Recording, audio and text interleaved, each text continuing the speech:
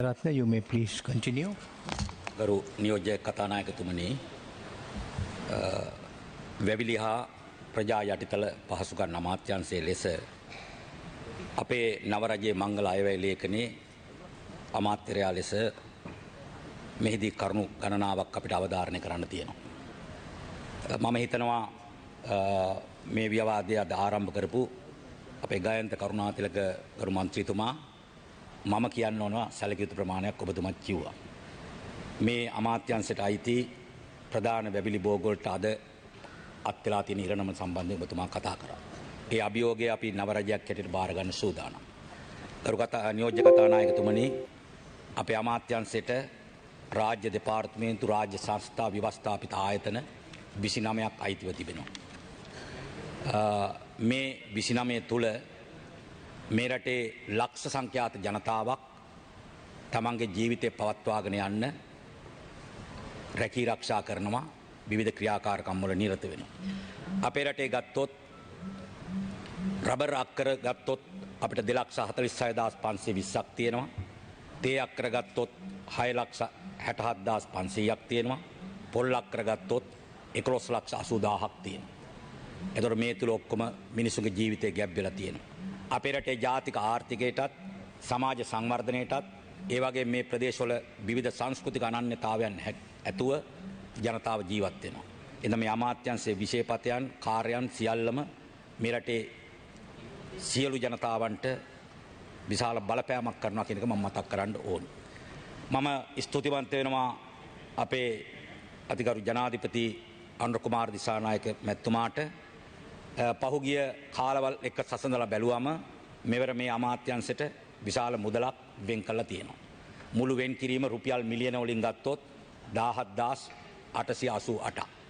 ඒ 17,888න් ප්‍රාග්ධන වියදම් හැටියට සංවර්ධන කටයුතු සඳහා මිලියන 12,038ක් වෙන් කළා තියෙනවා. මේක ඉතිහාසයේ ගත්තම විශාල මුදලක්. නියෝජ්‍ය කතානායකතුමනි, අනිත් පැත්තෙන් දැන් මම ප්‍රධාන මේකේ විෂයන් කීපයක් සම්බන්ධයෙන් අවධානය යොමු කරනවා මුලින් ලැබෙන මගේ වෙලාව සඳහා. ඒකෙදි කතා කරන්න කැමති අපි එක් වැවිලි සම්බන්ධයෙන් අපි ඉතිහාසයේ හිටපු තැන කොතනද, අපිට අද වෙලා තියෙන තත්ත්වය මොකක්ද, අපේ ඉදිරි ඉලක්කය මොකක්ද නව රජයේ, අපි ඒ ඉලක්කය සපුර ගන්න අපි යන්න හදන ගමන මොකක්ද කියන එක කෙටියෙන් උනත් කතා කරන්න. මම කැමති වැඩිපුර කතා කරන්න මොකද මේ වෙලාවේ රටේ ටිකක් ආන්දෝලනට ලක් වෙලා තියෙනවා පොල් වගාව සම්බන්ධයෙන්, පොල් සම්බන්ධයෙන්. එඳ අපේ පොල් සම්බන්ධයෙන් ඉතිහාසයේ බොහොම ඈතට තියෙන එකක්. ලෝකේ ගත්තම පොල් කර්මාන්තේ අපි බොහොම උඩින් හිටියා ලෝකෙක මොහොතක. පොල් ගත්තත්, තේ ගත්තත්, රබර් ගත්තත් අපි උඩින් තමයි හිටියේ. නමුත් දැන් අපි හැම ශේෂ්ඨකම යටට වැටිලා තියෙනවා. ඉතින් ඒකට බලපෑවා පහුගිය කාලේ ওই දේශගුණික හේතු කියන එකම නෙවෙයි බලපෑම. එක් රටක් ඉහළට යන්නත්, තවත් රටක් පහළට යන්නත් සැලසුම් වල වැරදිලා ඇති. කොතන හෝ වැරදීමක් වෙලා තියෙනවා. සැලසුම් වල වැරදිලා ඇති. ප්‍රතිපත්ති තීන්දුව හරියට ගන්න නැතුව ඇති. අපිට පේන එකේදී ප්‍රධාන වශයෙන්ම තියෙන්නේ එවැනි කාරණා තියෙන්නේ. දේශපාලනය හරියට මෙහෙව්වේ නැතුණාම මේක කරගන්න බෑ. මේ අමාත්‍යංශ බාරගත්තට පස්සේ අපිට දැනෙන කාරණයක් තියෙනවා. දක්ෂ නිලධාරීන් ඉන්නවා. හොඳ විෂය අවබෝධය තියෙන කට්ටිය ඉන්නවා. උවමනාවක් තියෙනවා. හැබැයි හොඳ ප්‍රතිපත්තියක් සැලැස්මක් හදලා හරි මෙහෙයුමක් ආවොත් මේ ශේෂ්ත්‍ර උඩට ගන්න පුළුවන් කියලා අපි විශ්වාස කරනවා. අද පොල් අපි ඉතිහාසය අපි ඉගෙන ගන්නකොට තේ පොල් රබර් කියලා තමයි කිව්වේ ප්‍රධාන අපනයන ආදායම් ලැබෙන ඒවා. අද රටෙත් පොල් කන්නේ නැහැ. ඒක මේ ආණ්ඩුවේම වරදක් කියලා මම හිතනවා ජනතාව තේරුම් ගන්න නැහැ කියලා. මොකද අපිට මාස 3ක් ඇතුළත පොල් පළදාව ශනිකව වැඩි කරන්න පුළුවන් කමක් නැහැ. ගායන්ත කරුණාතිලක ගරු මන්ත්‍රීතුමා කිව්වා වගේ වසර 5ක් පොහොර දාලා නැත්තම්, පොහොර අර්බුදයක් ආවනම් පොල් ගහකට පොහොර ටිකක් දැම්මොත් සාමාන්‍යයෙන් ඒක ප්‍රතිඵලයක් එන්න නම් අවුරුදු එකමාරක්වත් යනවා. එඳ අද පොහොර දැම්මා කියලා මාස 3න් පොල් කඩන්න පුළුවන් කමක් නැහැ. අපි කනගාටු වෙනවා ජනතාව මේ තත්ත්වයට පත්වීම සම්බන්ධයෙන්. ඒසා අද අපිට වෙලා තියෙනවා පිටරටට පොල් අපනයනය කරපු රටක් අද අපිට පොල් ආනයනය කරන්න තීන්දුව අරගන්න වුණා. පොල් තෙල් ගේනවා, පොල් මද ආශ්‍රිත දේවල් ගේනවා, නිෂ්පාදනයට අදාළ පොල් ගේන්න වෙලා තියෙනවා. දැන් මේකට ওই තිබුණු තත්ත්වේ රටේ මේකට දකින්නේ අපි නිසි සැලැස්මක් මෙහෙයුමක් තිබුණේ නැහැ. දේශපාලන අරමුණු වලට මේක අරගෙන ගියා. මම මේ වැරදිච්ච තැන් දේශපාලන පැත්තෙන් එකක් දෙකක් කියන්නේ. දැන් අපේ තියෙනවා අපේ අමාත්‍යංශයට අයිති හලාවත වැවිලි සමාගම. ප්‍රධාන වැවිලි සමාගමක්. අපේ 2023 අවුරුද්දේ හලාවත වැවිලි සමාගමේ සමස්ත ආදායම තිබුණේ රුපියල් මිලියන 796.8යි. හැබැයි 23 අවුරුද්දේ ආදායම ගන්නකොට පසුගිය ඒ කාලේ තිබුණු ආණ්ඩු නීති විරෝධී වැලි කනින්න දේශපාලඥයන්ට දුන්නට පස්සේ හිතවතුන්ට දුන්නට පස්සේ ඒ වැලි කැනීම් වලින් රජයට වෙච්ච අවාසිය පාඩුව විගණකාධිපතිතුමා පෙන්නලා දීලා තියෙනවා රුපියල් මිලියන 746ක්. මිලියන 746.6. එතකොට ආදායම මිලියන 756යි නීති විරෝධී වැලි කැනීමෙන් රජයට අහිමි වෙච්ච එක ඒ හා සමානයි මිලියන 746යි. ඉතින් කොහොමද හලාවත වැවිලි සමාගම ඉස්සරහට ගෙනියන්නේ? රජයට ලැබෙන්න ඕන දේවල්. ඉතින් මේ වගේ දේවල් වුණා. ඒ වගේම දැන් කුරුණෑගල වැවිලි සමාගම ගත්තොත් සාරවත් පොල් ඉඩම් තියෙන සමාගම. හොඳින් නඩත්තු කරගෙන එන සමාගම. ওই වැවිලි සමාගමේ අක්කර 76ක්. එවකට ওই පැතිවල හිටපු අමාත්‍යවරු හිරියාල ගොවිජන සමාගම කියලා සමාගමක් හදලා එවකට හිටපු ඇමති සාලින්ද දිසානායක ඇමතුමාගේ සභාපති වෙලා ඒ අක්කර 76ක් සාරවත් අක්කර 76ක් එයාගේ ওই සමාගමට ගත්තා. අද එතුමා නැතත් එතුමාගේ නෝනාගේ සමාගමේ සභාපති. ඉතින් කොහොමද දේශපා ඇමතිපත් කරන්නේ ඒ ශේෂ්ත්‍රය සංවර්ධනය කරන්න? වගාව සරුන් නැතුණාට ඇමතිතුමාලා සරු වෙච්ච බව මේ ලිපි ලේඛන පරීක්ෂා කිරීමේදී පෙනී යනවා. මහින්ද රාජපක්ෂ හිටපු ජනාධිපතිතුමාම අස්සම් කරලා අරුන්දික ප්‍රනාන්දුගේ ළඟම හිතවතෙකුට කුරුණෑගල වැවිලි සමාගමේ සාරවත් ඉඩම් නිසරුයි කියලා අක්කර 21යි රූට් 2යි පර්චස් 13ක් ලබා දීලා තියෙනවා. ඉතින් කොහොමද වැවිලි කර්මාන්තයක් ගොඩ එන්නේ? වවලා තියෙන්නේ තේපොල් රබර් නෙවෙයි. වෙනත් දේවල් වගා කරලා තියෙනවා. කොහොම නමුත් අපේ ඉලක්කයේ ගරු නියෝජ්‍ය කතානායකතුමනි අපි සූදානම් මේකට නිසි සැලැස්මක් හදන්න. දැන් අපි යුනිඩෝ ආයතනයත් එක්ක එක්සත් ජාතීන්ගේ සංවිධානයේ අවුරුදු 10ක සැලැස්මක් හදන පොල් කර්මාන්තය ඉස්සරහට ගේන්නේ. ඒකේ අනුව අපි ජාතික වැවිලි ප්‍රතිපත්තියක් මේ සමස්ත අමාත්‍යංශයට හදලා දැන් කැබිනට් මණ්ඩලයට ඉදිරියේ අපි ගේනවා. ජාතික වැවිලි ප්‍රතිපත්තිය. එතකොට ප්‍රතිපත්තියක් හදනවා මේ වැවිලි කර්මාන්තයට. ඒකට අනුකූලව පොල් කර්මාන්තයේ දස අවුරුදු සැලැස්මක් හදනවා. ඒවා අනුමත කරලා අපි ඉදිරියේ වැඩ පටන් ගන්න සූදානම් වෙලා තියෙනවා. ඔබතුමාට කියන්න 2024 ගෙඩි මිලියන පොල් ගෙඩි මිලියන අපි 2754යි නෙලා ගත්තේ. පොල් පර්යේෂණ ආයතනයේ දත්තාතුම මම මේ කියන්නේ. අපිට ගෙඩි මිලියන 3000ක් ඕනි. ඔබතුමාගේ සංඛ්‍යා සමහර ඒවා වැරදි. දවසට ගෙඩි මිලියන ඔබතුමා කිව්වා දෙකක් විතර ප්‍රමාණවත් වෙන්නේ නැහැ කියලා. අඩු වෙනවා කියලා. නමුත් අපිට අඩු උනේ ඇත්තටම ගත්තොත් මිලියන 250ක විතර ප්‍රමාණයක්. කොහොම නමුත් අපේ ඉලක්කය මම මේ කියන්නේ 2025 වසරේ මේක අපි ගෙඩි මිලියන 2900ට ගේන්න බලාපොරොත්තු වෙනවා. 3000ට එජ්ජෙන්න බෑ. තියෙන තත්ත්වයට අනුව. හැබැයි 2030 අවුරුද්ද වෙනකොට අපේ ආණ්ඩුව අවසන් වෙනකොට කාලය අවසන් වෙනකොට අපේ පළවෙනි වටේ කාලය අවසන් වෙනකොට අපි ගෙඩි මිලියන 4200ට ගේන්න සැලසුම් කරලා තියෙනවා. අපනයන ආදායම 2023 අවුරුද්දේ පොල් වලින් අපනයන නිෂ්පාදනය කළ අපනයනය කරුවෙන් අපිට ආවේ ඩොලර් මිලියන 700.47යි.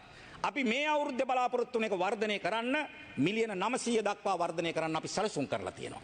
මේක වර්ධනයක් ගන්න අපි සැලසුම් කරලා තියෙනවා. ඒක පුරෝකථනය කරලා තියෙනවා. අපි අපේ ආණ්ඩුවේ වසර 5 මෙවර අවසන් වෙනකොට අපි ඒක සැලසුම් කරලා තියෙනවා ඩොලර් මිලියන 1500ක් දක්වා වර්ධනය කරන්න. 2030 වෙනකොට ඩොලර් මිලියන 1500ට අපි ගේනවා. ඒකට අදාළ සැලසුම් දැන් අපි නිලධාරි මහත්තුරුත් එක්ක කතා කරගෙන සාකච්ඡා කරගෙන සැලසුම් කරලා තියෙනවා. අපි මේ අවුරුද්දේ ඒ වෙනුවෙන් නව වගාවන් කරන්න, පාඩු හිටවන්න, ගෙවතු වගා කරන්න සූදානම් කරලා තියෙනවා. අපි මෙවර අක්කර 36000ක පොල් වගාවට සැලසුම් කරලා තියෙනවා. නිකම්ම අක්කර ගාන දාලා බෑ. ඒ සඳහා බීජ අපි තවාන් ටික සකස් කරගන්න ඕන. පොල් පැල අවශ්‍යයි. අපි ඒ සඳහා පොල් පැල තවාන් මේ වෙනකොට සූදානම් කරලා තියෙනවා. ඒක සියල්ල සූදානම්. අපි මිලියන 2.5යි 6ක පැල තවාන් සූදානම් කරලා තියෙනවා. අපි ස්තුතිවන්ත වෙනවා රුසියානු සමූහ ආණ්ඩුවට. අපි ඔබතුමා කිව්වා පොහොර දැම්මේ නෑ අවුරුදු 5ක් කියලා. මේ රජේ ඇවිල්ලා අපි රුසියානු සමූහ ආණ්ඩුවත් එක්ක සාකච්ඡා කරලා අපි පොහොර නැවක් ලංකාවට සහනාධාර ක්‍රමයට ගෙන්න ගත්තා. ඒ ගෙනාවේ MOP පොහොර. ඒක පොල් පොහොර බවට පත් කරලා මේ මාසේ අවසානයේ ඉඳන් අපි ගොවි ජනතාවට සහනාධාර ක්‍රමයට රුපියල් 9000ක් වෙන පොහොර මිටිය රුපියල් 4000ට ලබා දෙන්න සූදානම්.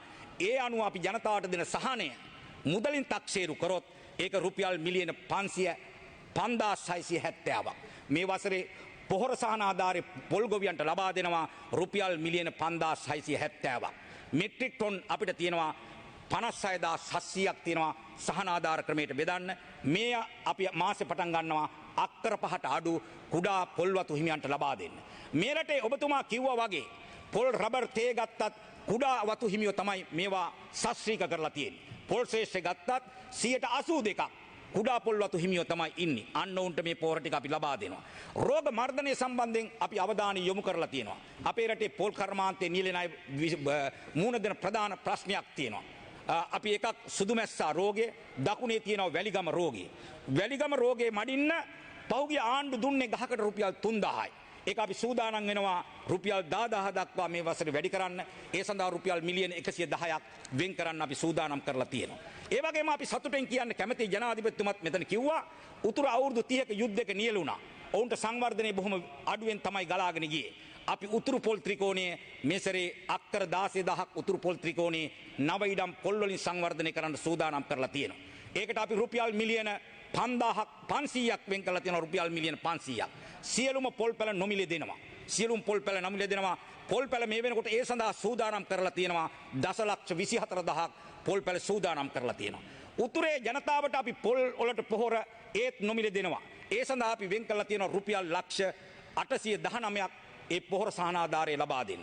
ඒ වගේම ඩ්‍රිප් අපි ජල පද්ධති කුඩා ජල පද්ධති ලබා දෙන්න උතුරේ පොල් ත්‍රිකෝණයේ අක්කරයකට රුපියල් 10000 ගානේ ඩ්‍රිප් මේ ඉරිගේෂන් ක්‍රමයට ලබා දෙන්න රුපියල් අක්කරයකට 13000 ගානේ අක්කර 9608කට මුදල් වෙන් කරලා තියෙනවා. අපි දන්නවා ගරු නියෝජ්‍ය කතානායකතුමනි අපේ රටේ පොල් ගහකින් ලබන්න පුළුවන් අස්වැන්න වාර්ෂිකව ගෙඩි 55යි. හැබැයි දකුණු ඉන්දියාවේ මේක ලබනවා ගෙඩි 80ක්. එඳ උතුරු පොල් ත්‍රිකෝණයේ දකුණු ඉන්දියාවත් එක්ක ආසන්නව තියෙන්නේ. ටිකක් සමදේශගුණික තත්ත්වයන් තියෙන්නේ. එඳ අපි බලාපොරොත්තු වෙනවා ගෙඩි 55ක් ලබන ගහ ගෙඩි 80 දක්වා වැඩි කරන්න උතුරේ විතරක් නෙවෙයි 2030 වෙනකොට රට පුරාම වැඩි කරන්න. ඒකට තෙතමනේ ආරක්ෂා කරගන්න ඕනේ. රෝග ටික මර්ධනය කරලා දෙන්න ඕනේ. පොහොර ටික දෙන්න ඕනේ. නව රජයේ හැටියට අපි වට මේ තියෙන මූල්‍ය අමාරු තත්ත්වය ඇතුළේ සූදානම් කියන එක මම මතක් කරන්න කැමතියි. ඒ වගේම මේ වසරේ පොල් කර්මාන්තය වෙනුවෙන් ප්‍රාග්ධන වියදම් හැටියට පොල් සංවර්ධන මණ්ඩලයට රුපියල් මිලියන 750ක් මේ අයවැයෙන් වෙන් කරලා තියෙනවා. අපි උතුරේ අක්කර 16000ක් වගා කරනකොට අනිත් පළාත්වල අක්කර 20000ක් සැලසුම් කරලා තියෙනවා. අක්කර 20000ක්. ඒ වගේම පොල් පර්යේෂණ ආයතනයේ පර්යේෂණ කටයුතු සඳහා රුපියල් මිලියන 100ක් මෙසරේ වෙන් කළා. කප්රුක අරමුදලට රුපියල් මිලියන 20ක් වෙන් කරා.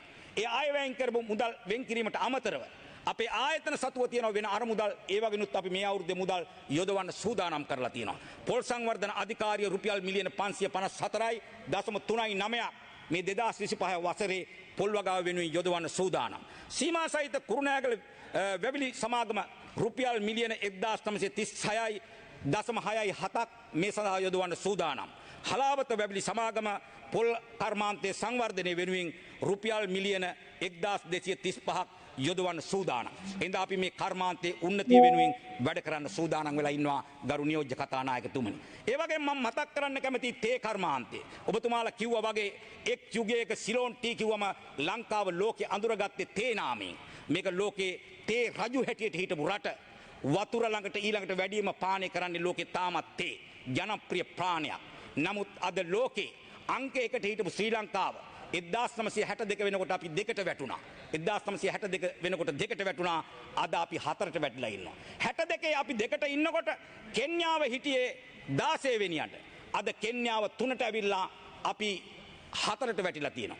එහෙනම් කොතන හරි වැරදිලා තියෙනවා. සැලසුම් වල වැරදිලා තියෙනවා. නායකත්වයේ වැරදිලා තියෙනවා. එහෙනම් අපි සූදානම් මේ වැටිච්ච තේ කර්මාන්තේ ක්‍රමානුකූලව උඩ නගන්න. හැබැයි ඒක දවසෙන් දෙකෙන් කරන්න පුළුවන් කියලා මම හිතන්න බෑ. අර්බුද අභියෝග විශාල ප්‍රමාණයක් තියෙනවා. කුඩා මේ තේ කර්මාන්තෙත් ඇත්තම පංගුකාරයා විශාල කාර්යභාරයක් කරන්නේ ශක්තියක් දෙන්නේ කුඩා තේ වතු හිමියෝ.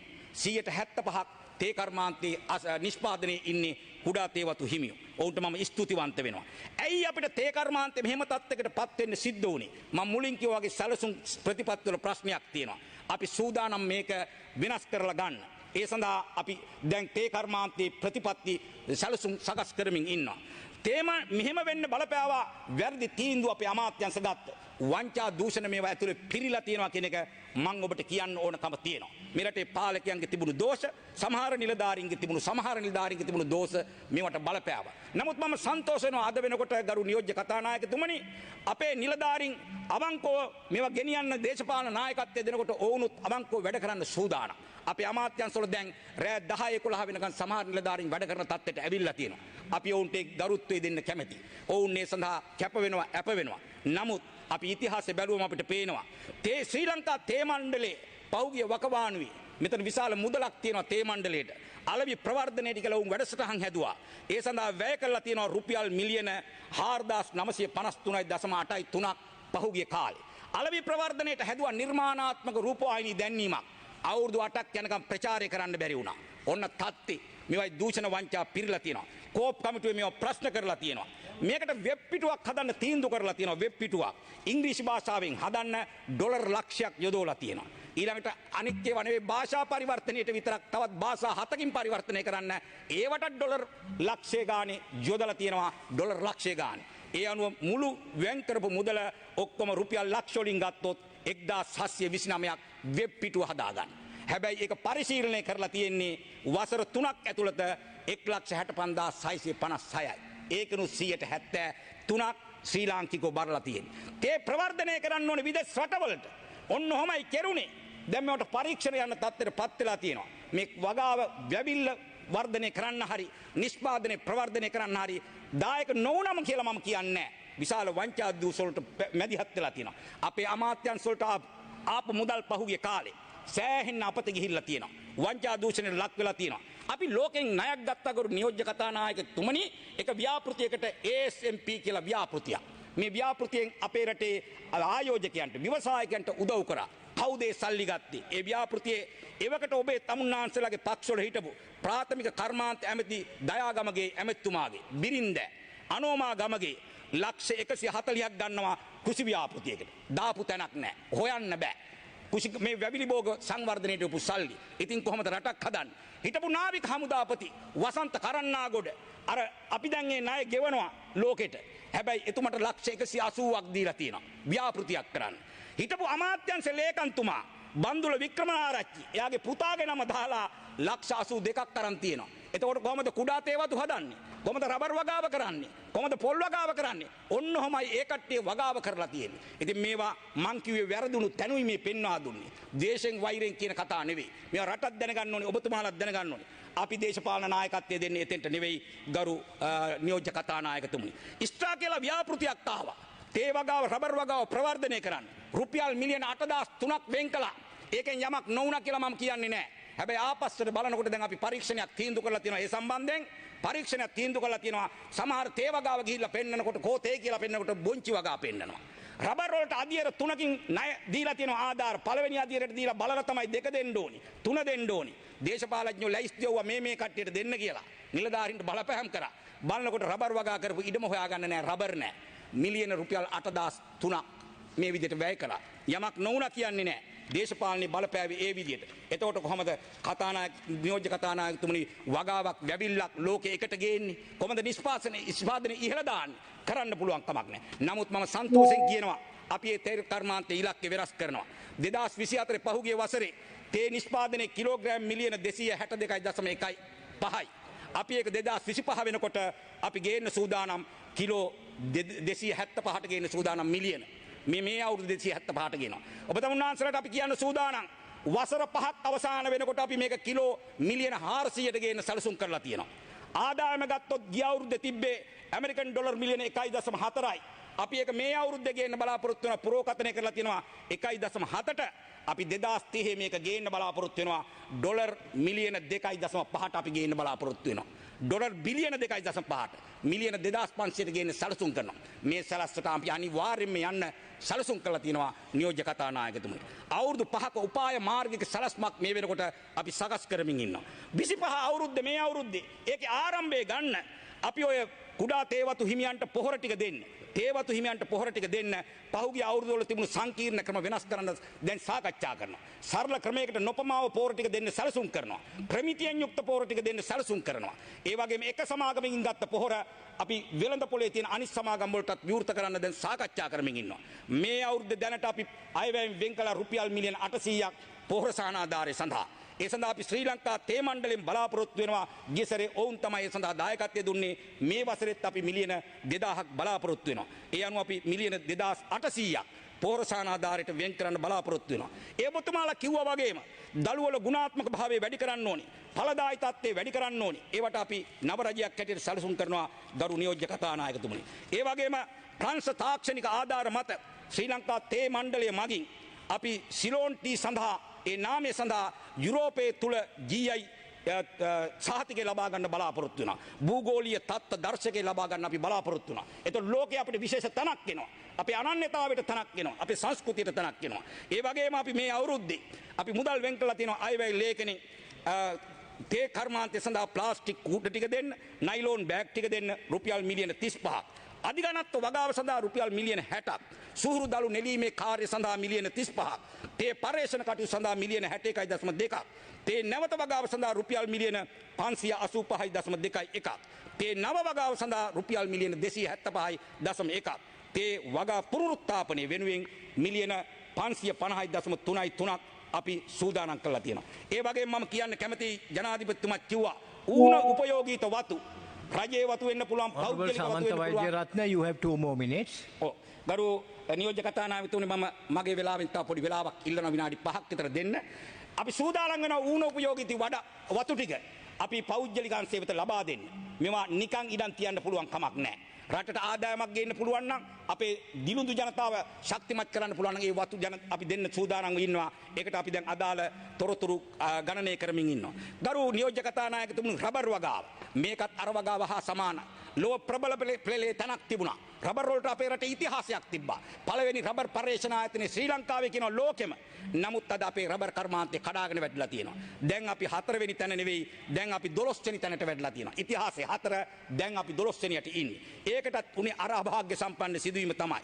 දේශීය නිෂ්පාදනයේ අද වෙනකොට රබර් ටොන් අපි 65000ක ඉන්නේ. හැබැයි අපේ රටේ නිෂ්පාදන කර්මාන්ත වලට රබර් අවශ්‍යයි ටොන් 1,50,000ක් අවශ්‍යයි. දැන් අපි රබර් අපනයනය කරනවා නෙවෙයි වැඩි හරියක් ආනයනය කරනවා. කොහොම නමුත් අපි සූදානම් මේක වෙනස් කරන්න. අපි රබර් සැලැස්ම හැදෙනවා. දැන් රබර් කර්මාන්තෙත් ඇත්තම ගත්තොත් කුඩා ගොවියෝ තමයි වැඩිම දායකත්වය දෙන්නේ. 75ක් රබර් නිෂ්පාදනයේ ඉන්නේ කුඩා ගොවියෝ. එහෙනම් අපි මේ අවුරුද්ද ඉලක්ක කරනවා ගරු නියෝජ්‍ය කතානායකතුමනි 2024 අපනයන ආදායම තිබුණේ ගිය අවුරුද්දේ ඩොලර් මිලියන 990යි. ඩොලර් මිලියන 990යි.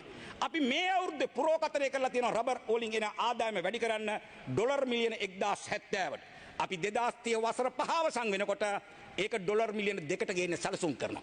මේ තේ පොල් රබර් තුනෙන්ම මේ වෙනකොට බිලියන් 3ක් විතර තමයි ආදායම එන්නේ. ඒ බිලියන් 3 වසර 5 අවසන් වෙනකොට බිලියන් 6ට ගේන්න අදාළ සැලසුම් සකස් වෙමින් තියෙනවා. ඒව සඳහා අපි සූදානම් කියන එක පණිවිඩ දෙනවා. අපි මේ රබර් කර්මාන්තෙත් ඉස්සරහට ගේන්න සූදානම්. දැන් අපි ගත්තොත් අපේ ගස් අද හිටවුවට කිරි අපිට අවුරුදු 5ක් යනකම්වත් කපන්න වෙන්නේ නැහැ. කාලේ වැඩි වෙනවා. නමුත් තිබෙන ගස් වලින් මේ දේවල් කරන්න පුළුවන්. හුඟක් රබර් වල කිරි කැපෙන්නේ නැහැ. රත්නපුර කෑගල්ල ප්‍රදේශවල ඒ රබර් යායම් වල කිරි කපන තත්ත්වයට අපි ගේන්න ඕනි. ඒ සඳහා කිරි කපන්නම් පුරුදු කරන්න ඕනි. වැසි ආවරණ දෙන්න ඕනි. පහුගිය අවුරුදු වල පොහොර දුන්නේ නැහැ රබර් කර්මාන්තෙට. අපි පොහොර මේ අවුරුද්දේ දෙන්න සූදානම් සහනාධාරණයක් ඇටියෙද. නව වගා අක්කර මේ අවුරුද්දේ අපි කරනවා 1640ක්. නැවත වගා කරනවා අක්කර 860ක්. පැල නිෂ්පාදනයට වෙන් කළා තියෙනවා රුපියල් මිලියන 146ක්. වැසි ආවරණ දීමට මිලියන 60යි.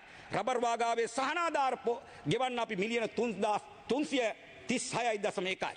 පොහොර සහනාධාරයට මිලියන 43යි.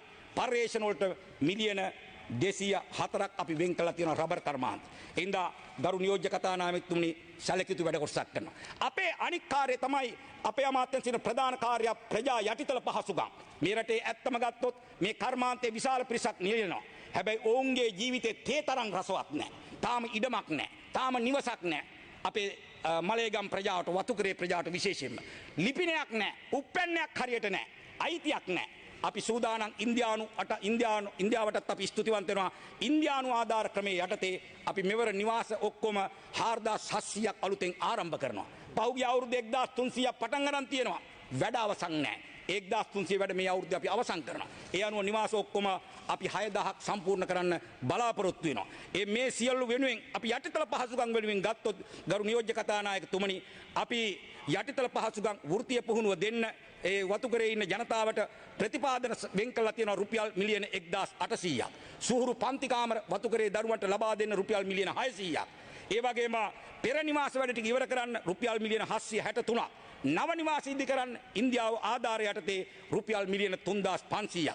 වතුකරේ දරුවන්ගේ පෝෂණ තත්ත්වය ඔවුන්ගේ ළමා සංවර්ධනය වෙනුවෙන් රුපියල් මිලියන 650. මේ විදිහට වෙන් කළා තියෙනවා. කුරුඳු, තල්, කජු, කිතුල් කර්මාන්ත වලටත් අපි ඒ වගේ අවධානය යොමු කරලා තියෙනවා. මේ රටේ කුරුඳු ගත්තොත් ඩොලර් මිලියන අපි හොයලා තියෙන්නේ මේ පහුගිය අවුරුද්ද 176යි. අපි මේ 25 අවුරුද්දේ ඩොලර් මිලියන 260ට ගේන්න බලාපොරොත්තු වෙනවා. ඒ සඳහා වගාව වෙනස් කරන්න ඕනේ. ඒවට තාක්ෂණය දෙන්න ඕනේ. ඒවට අතහිත දෙන්න සූදානම්. උතුරේ තියෙන තල් වගාව සංවර්ධනය කරන්න සූදානම්. ඉතින් මෙන්න මෙවැනි සැලසුමක් සහිතව අපි කටයුතු කරනවා. අපි උපතමුන්නාන්සේලාගේ සහාය ඉල්ලනවා මේ කාර්යභාරය කරගෙන යන්න දෙන්න. එනම් බෙහෙවින්ම ස්තුතියි නියෝජ්‍ය කතානායකතුමනි.